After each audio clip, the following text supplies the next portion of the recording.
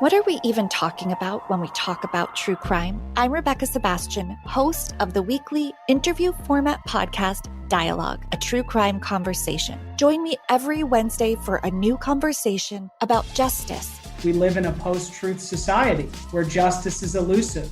Mystery.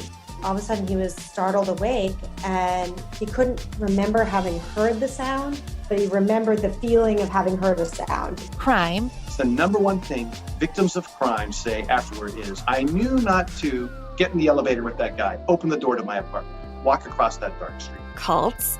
Ask to be branded, ask to be held down and say, Master, please brand me. It would be an honor for the rest of my life. Culture and more.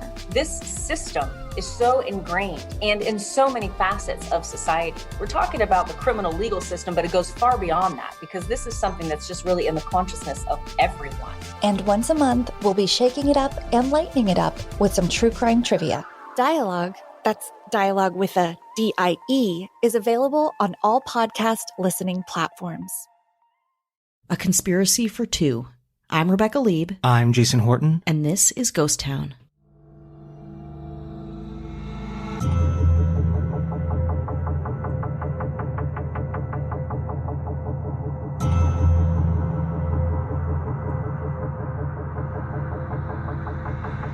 In 2007, the lives of two promising artists ended in tragedy.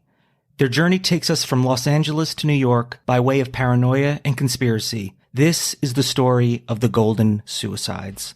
As you can tell by the title, if you are triggered or upset by suicide, it is mentioned in this story. It's not the whole of the story, but it is the unfortunate conclusion. Maybe right now is not the best time to listen. Sometimes I'll be like, I'm not in the mood for this right now, and I'll check it later. Or maybe you just want to pass on this one completely, just letting you know ahead of time. Yeah, we have a lot of PG episodes you could circle back to, like the Arch Deluxe, or, I don't know, I Feel Fantastic video. Those are great for now. Also, this is one I've been wanting to do for probably about 2 years, and I just never was in the headspace to do more than just read the articles, look into it, and putting it together because of, the subject matter. It's an interesting story that involves New York to Los Angeles. It involves Hollywood in the story, and then after the fact, it becomes a Hollywood kind of tug of war, people trying to make this movie or this story come to life. Mm-hmm. I just never was in the headspace to put the information together and talk about it, but here we are. That changes today. That changes today. Teresa Duncan and Jeremy Blake met in 1994. They were both activists involved in the punk rock scene in Washington, D.C., hanging around bands. If you're familiar with this band, like Nation of Ulysses was kind of in that Fugazi era jazz, very left-wing, kind of radical type music that was coming out of Washington, D.C. in the late 80s and early 90s. Jeremy Blake was hanging around that band, just to throw a little punk rock fact in there, in case you're interested in that. They would both move to New York a year later and run into each other yet again backstage at a concert. Teresa Duncan would go on to hire him as her illustrator and art director for her CD-ROMs. Both ended up each other's artistic inspiration. They met, got enamored with each other, mutual respect, and respect for each other's artistic endeavors. Yeah, that's very punk of them too, to kind of skirt the line between art direction and music and the appreciation for all these. It almost reminds me, having just started in on this story, of Courtney Love and Kurt Cobain in a way. On paper, Duncan and Blake seemed like the perfect couple, happily together for over 12 years until their untimely end.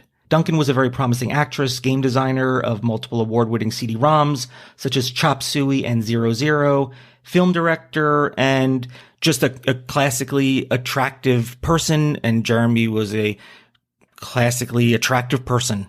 So you love seeing people in love together, making art, and people like to see that. People like to be around that. It's very enamoring. It's very gravitational. Totally. It's an ideal. I think so many people I know who are artists who are like, I want to meet someone that I can we can inspire each other and collaborate and be these bohemian artists. And it's a very sexy notion. The pair, apparently very talented and successful, appear to become enthralled in rapid paranoia and a much wider story.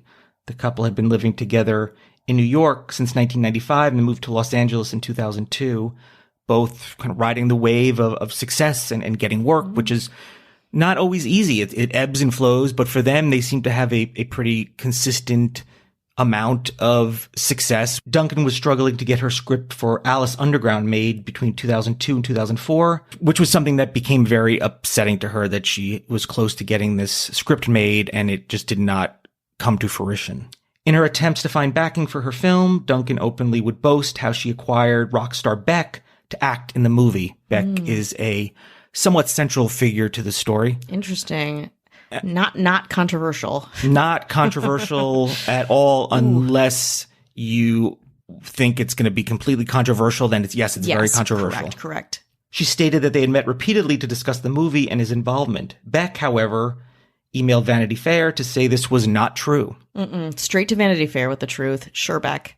He had read her script but never agreed to act. Duncan continued to say how the couple was close to Beck. They did have a friendship or a business casual relationship. It might be a thing where people say things like, yeah, I'm Beck. I'm pretty successful. I'm an interesting artist. Totally. And sure, yeah, I'll give it a look. And sometimes, listen, we've seen it before. People take those little things, whether it's somebody saying, showing a tiny bit of interest in you taking it and being like, let me manifest this a little bit.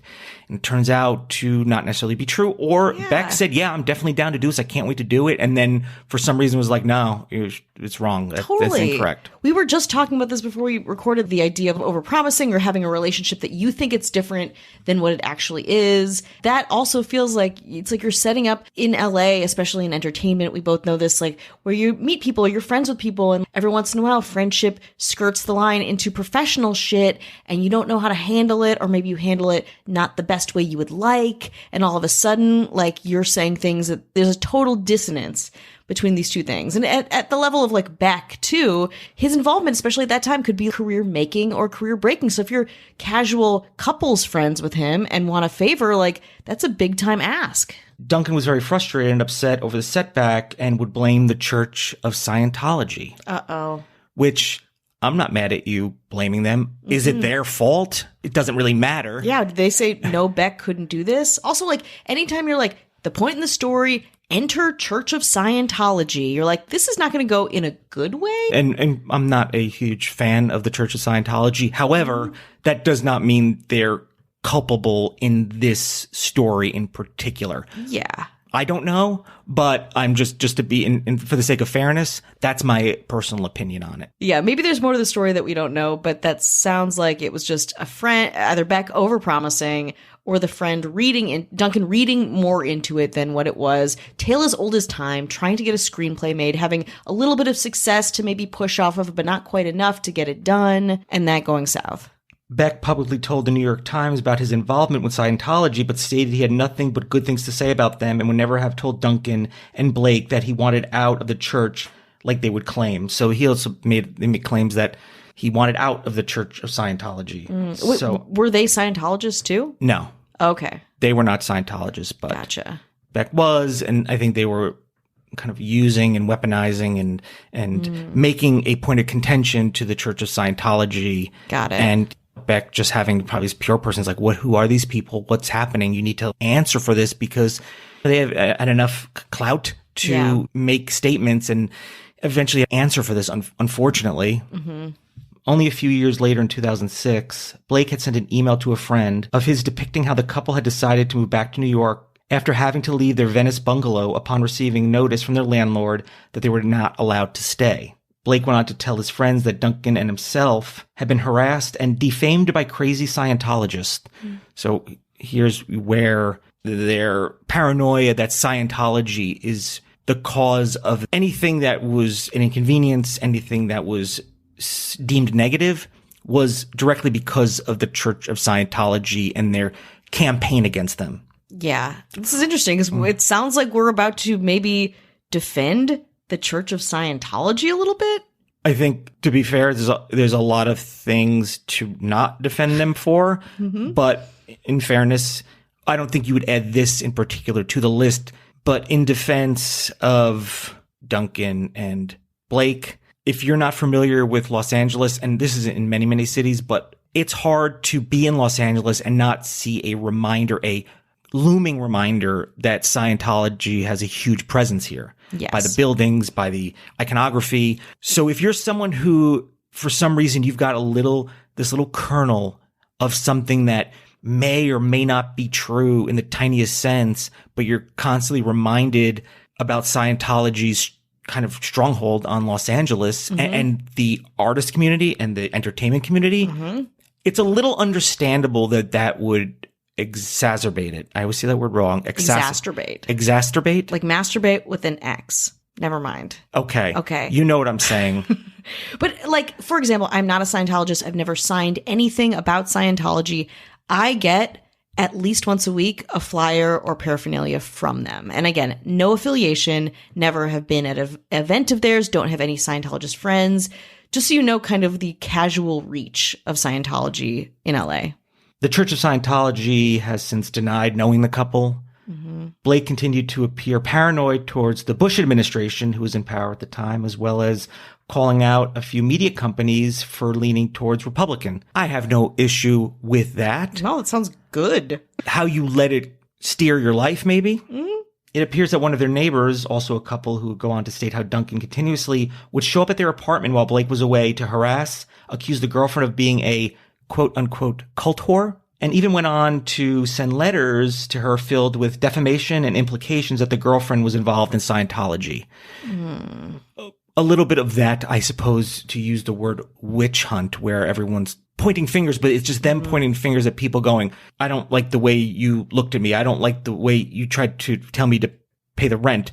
Scientologist? Yeah. Is that a strange thing to hear today, or really at any time? Not really. People have their things they believe and the way the world works, I guess. Yeah. It's like in improv, sorry everyone, like the one weird thing kind of a thing. Sure. So it's like the one weird thing with this generally like atypical Hollywood couple, both very successful. Beck, I would say at the peak of his success at this point, is like the Scientology factor of it. So you're like, okay, things are not going well for me. Things are going south. I'm getting evicted. Scientologists are converging upon me. We have to get the fuck out of here. And you're just creating this whole space for yourself that can foster your own feelings of being slighted by your friends and also just by your environment. And the fact of the matter is, we know more about Scientology now than we did in 2006. Just, information available. That Scientology probably did not care. No. Are you kidding me? Not to say that Scientology allegedly could not do something like this to someone, allegedly. Sure. But in this case, clear. But in this case, most probably not. Yeah, sounds like it. And was pre like muckraking journalists going hard on Scientology. Everyone kind of the peak paranoia about Scientology. It was kind of this fringe religious practice as far as I know. Duncan's paranoia would only continue to increase, feeling that she could trust no one and that men were following them and stalking their home in New York. Her accusations increasing, going so far as to say that one time while walking her dog, a man had said, "Hey, what a sweet dog. It would be too bad if something happened to it." She also said that they found a dead cat on the roof as if someone put it there. Constant phone calls with no one at the other end of the line. She was terrified and Blake wanted to protect her. Friends said that they had believed her since she's never seen her this way before. It wasn't like she has a history of X, Y, and Z. This is something new, at least to their knowledge. So it seemed more legitimate, not a crying wolf situation. I guess if you never knew someone to be paranoid or be like, I'm getting these weird phone calls, you wouldn't be like, oh, you never were like that before. But it sounds like now you're starting to just make things up. You'd be like, oh, wow, this sounds legitimate. You're somewhat in this world where the stakes might be higher as far as profile. See, now I'm back on board with like maybe Scientologists are doing. I can tell like when we talk about a lot of things about friends who are like, yeah, they were in a bad spot, or this is totally a part of their movement into a different kind of mental space. But friends who are like, no, they've never been like that. And they're just saying that Scientology is following them and there's some dead animals involved. I don't know. Now I'm like, maybe they are. And I can't say this for sure. I don't know. But if you look at now, have you ever known anyone to be relatively chill and then all of a sudden they're consumed with the idea of the government trying to control them and how information is not what information is, and I get my information from alternative sources. I've seen people do that, especially these days, where I'm like, you were relatively chill, and now you're consumed with off the deep end. QAnon. You're consumed with vaccines with microchips. I've been like, you've never were like that before. I feel like this resonates with that. Yes. But that doesn't happen overnight. There's like at least a couple evenings filled with YouTube videos and something. This has been going on for some time, like escalating over the course of years, but not 10 years, but like 1, 2, 3 years, where things start slowly moving from one place to the other and kind of bringing that with them, and then them together kind of feeding off each other. Some people have issues that they don't check, and then you're kind of pushed to the test of finding some success, but then also those high highs and those low lows, and getting something in your head that says, now it's something, the external factors that are keeping my thing from being successful. It's just a matter of people looking at her script and being like, oh, this looks interesting, and then it just not happening, which, I mean, how many times has it happened to you or I plus a radius of where we're at right now? And when that happened, you were like, it's not because my script isn't good and not like $1 billion script. It's because this factor. I'm Jewish, or I lean this way towards that. That's the attachment didn't send. And that's why when I see people that feel like they're not finding success, it's because of the liberal media. It's because of George Soros's paid blank. I realize not everything is black and white, and realize not everything is cut and dry. I have my reservations about certain things, like everyone should, but taking that and being like, no, now this is the cause of it. It's anything that is not going my way is not because it's not good. They want to do it, but someone else has a personal vendetta against me in the city of Los Angeles, in the city of New York, where there's millions and millions and millions of people doing things all the time, nonstop, 98.9% of them not happening. Yeah. Or if this was 3 years ago, it'd be better. If it was 5 years later, it'd be better. We make those concessions to keep ourselves relatively sane. These are I believe, the concessions that she made, and is believed that the concessions that she was making, and hard to speak about where she was emotionally. People sometimes are just, you get older, you get an existential crisis, all kinds of things. And it kind of all adds up, and some people deal with it one way and some people deal with it another way. Who's to say what the actual true medical clinical answer is? That's what makes these stories, I guess, so tellable and retellable, because there's no definitive answer. Her friends thought the paranoia was unlike her. Blake, however, would tell friends that it would die down. He was a little more of the evenly keeled one. Peacemaker. For now. Duncan's behavior would become erratic, ruining friendships and business opportunities for both herself and Blake. Yep. Duncan would go on to write a 27-page document to be used for a lawsuit against the Church of Scientology. She blamed actor Tom Cruise for ruining her film project with Paramount. Cruise denied the claim. She would call people out on the blog she launched in 2005 about conspiracies, Blake's ex-girlfriend, old friends, and others. Wow. So she had a hit list. Damn, a blog. That's rough. But also Tom Cruise actually responded back, denying claims. He entertained the attack, essentially, of this woman on himself and his church. That's something that would never be done now. He just took time out of his day to be like, no, this woman is wrong. Good day to you all. I'm thinking maybe the Church of Scientology, maybe, and he probably has a team of 2 people or 6,000 that are probably still they don't respond to anything these days. But when it hits these kind of big news outlets, which I guess it does, he says no. Hit the presses, denied. One thing Tom Cruise did confirm is that we are going to take a little break. Hi, hello, how are you? Hello. We're checking in. Forget about all that right now. We just talked about, and leave it all behind. How are you doing? We're doing it. We're doing it day by day. Yeah. Oh, minute by minute, I guess. Yeah. Making January work for us. We want to say hello to anyone who's listening, anyone who supports or shares the show, and to all of our patrons. Absolutely. Thank you very much. And to our limited, small, not intrusive government, the mayors. The mayors. Ashley Matson. Hello. David Bull. Hello. Dara Rosenzweig. Hello. James Harrington. Hello. I say it very intense. You said like two of them really intense and another one like kind of playfully. Read into it. Now we're playing mind games. No. And to our governor, sitting on mountain high, fair and just. That's right. But in an ivory tower. Absolutely. We wouldn't have her any other way. Avian Noble. So if you want early access, bonus episodes, just the good stuff, and depending on your version of good stuff, patreon.com/ghosttownpod. Absolutely. Check it out. We have a comment about our last episode about the Haunted Mansion secret entrance, a correction of sorts, I would say, from Christopher Garcia, friend of the pod. I've been on his podcast. He's lovely, very knowledgeable about lots of things, and we are grateful for it. So he says, great Haunted Mansion episode. Thank you very much.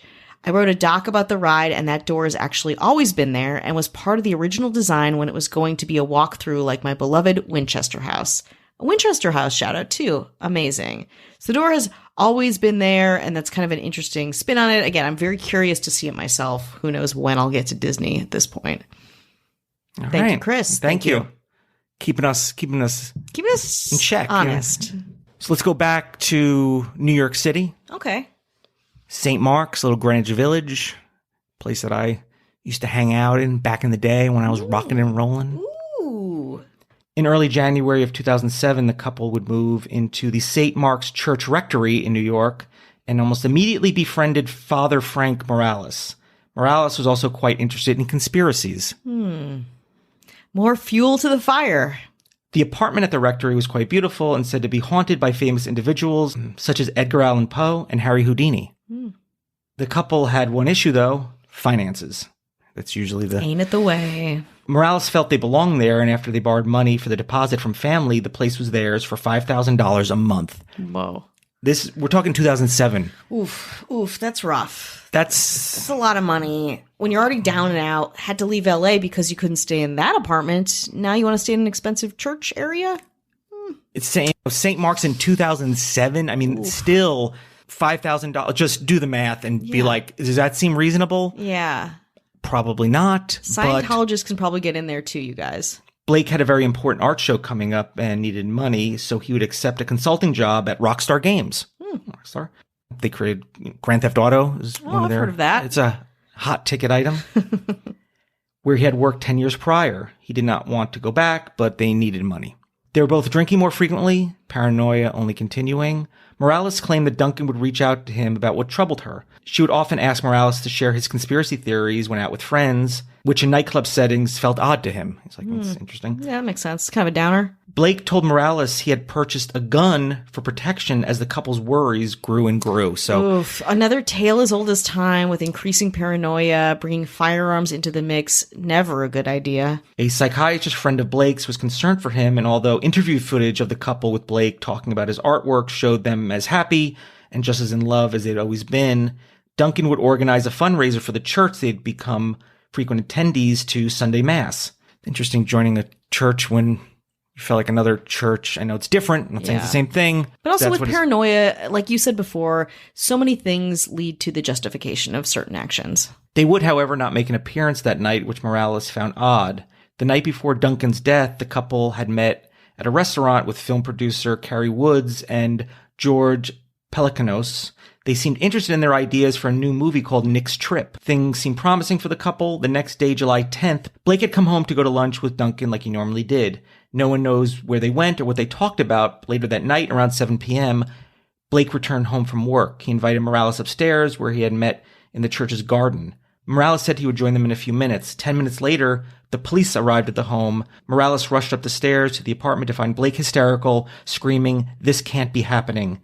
Duncan had been found by her boyfriend dead in bed. empty bottles of pills, and a glass of champagne at the bedside table.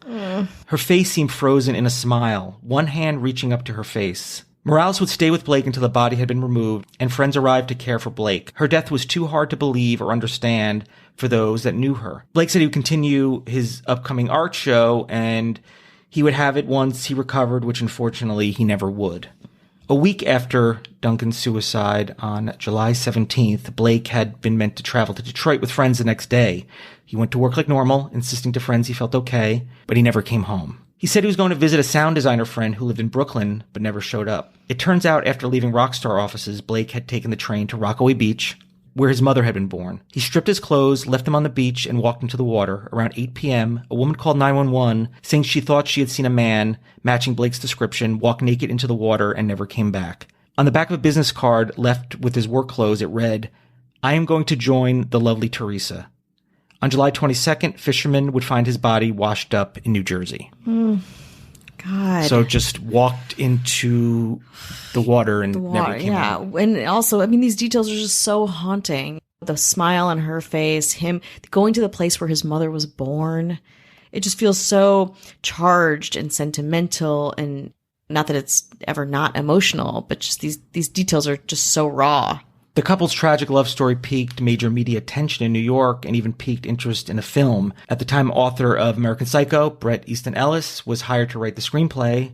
Talks on Twitter by Ellis mentioned that Ryan Gosling may have been meant to play Jeremy Blake alongside Naomi Watts as Teresa Duncan. The directors would go on to say they didn't feel the pair were a good casting choice, and since 2011, we haven't heard much more about it. I know Gus Van Sant was mentioned to maybe direct. I mean, that makes more sense. Bret Easton Ellis writing a screenplay about this seems like talk about a bad fit. I don't know. Yeah, he's a contentious person, I guess, to be like, I guess depending on what year he said he was going to write it, because during American Psycho, he was like kind of do no wrong. And then he's a, interesting person to do it. And it's such a strange story. And I know Jeremy Blake did, I think, artwork for Beck for his albums and stuff like that. So some pretty high profile stuff, and people that live together and essentially die together. It's hard when you live with someone and you're in a relationship. It's hard not to take on some of their points of view. Absolutely.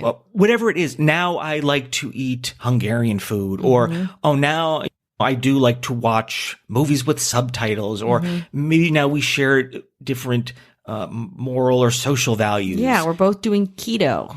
It's like you can't help but be that way. And from what it seems, Blake wasn't so far off from it, but I think they enabled each other in a certain way, in a way that you think you're being supportive of the other person without realizing that it's, for better, for worse, bad, no matter what it is that they're feeling or whatever, and it becomes toxic for each other. And when you're only allowing people in that aren't going to naysay it, and that's what, right? It's not like, hey, we'd like to hear many different points of view on your thoughts of this conspiracy, or what we think about the U.S. government, or what we think about the entertainment industry. Yeah. And I'm sure no one's thinking any of the worst of it. They're still working, and they're like, oh, we just moved. We don't need to borrow money for a place. You don't think like, oh, this isn't going to last very long. You think it's going to be like, great, you're just continuing, and we hope that you keep finding success, because you're always working in something. It's not like a fake it till you make it. It's especially, during that time, like a really strange time, like it's like on the precipice of a huge depression and economic crisis. And just these bits of information, it is that of a story. When you end up in a church at St. Mark's with a conspiracy theorist priest, and Beck and Scientology in Los Angeles, and you have Tom Cruise in the mix, it makes total sense. But it's one of those, I don't know who owns the rights to the story, how that works.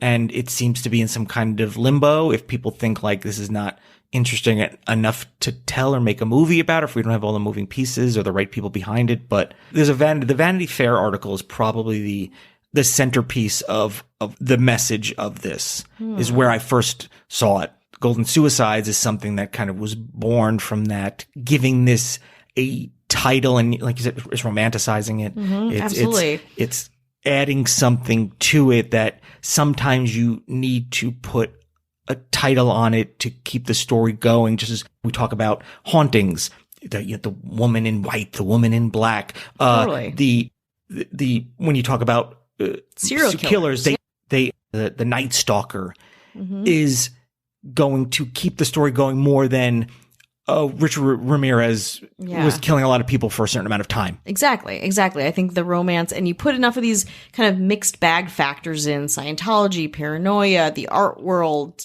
entertainment, like you mix them all together, like there is the makings of an interesting story. And I'm not even opposed. I don't think anyone has the rights to it. I'm not opposed to hearing this story told, but you just wonder how it will be told.